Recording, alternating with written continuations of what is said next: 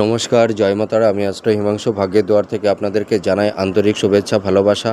আজ আমি যে প্রেডিকশানটি করতে চলেছি, জাতকেরা হলে ডান হাতটিকে দেখুন এবং জাতিকারা হলে বাঁ হাতটিকে দেখুন। আপনারা দেখতে পাচ্ছেন এইটা হচ্ছে আমাদের রাহুর স্থান, আর এটা হচ্ছে আমাদের শুক্রের স্থান। এবং রাহু এবং শুক্রের যে মিডিল অংশটা, ঠিক আছে, এইটাকে বলা হয় নিম্নস্থ মঙ্গলের ক্ষেত্র। এটা হচ্ছে মার্স, ঠিক আছে। তো আমাদের ঠিক মানে বৃদ্ধাঙ্গুলের ঠিক গোড়া থেকে যদি এই ধরনের রেখা, এই আয়ু রেখা পর্যন্ত এসে থেমে যায়, তাহলে এই রেখাটা ইন্ডিকেশান করে পিতৃদোষ, ঠিক আছে।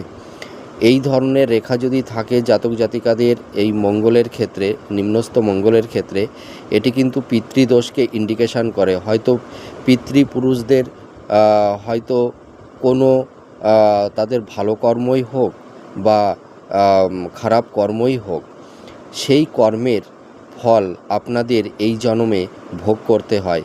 অর্থাৎ পিতৃপুরুষরা যদি মানে পূর্বের জন্মে ভালো কিছু করে যায়, তাহলে আপনারা এই জন্মে ভালো ফল পাবেন।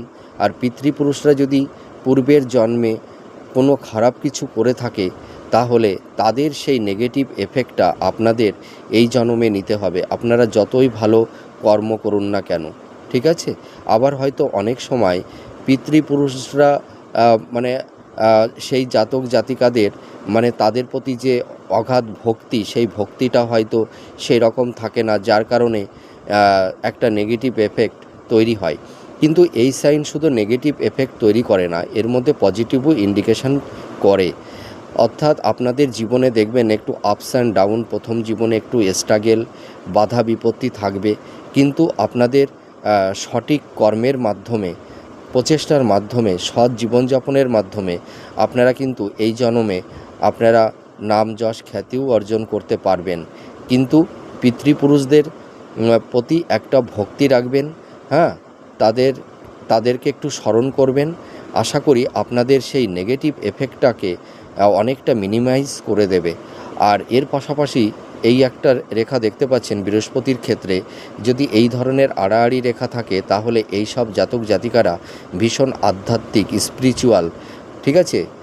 ঈশ্বরের প্রতি প্রেম ভক্তি এদের মধ্যে তৈরি হয়। এরা ভীষণ আধ্যাত্মিক গুরু হতে পারে, এরা ভালো শিক্ষক হতে পারে, এরা ভীষণ ন্যায়পরায়ণ, সৎ জীবনযাপন করতে পছন্দ করে।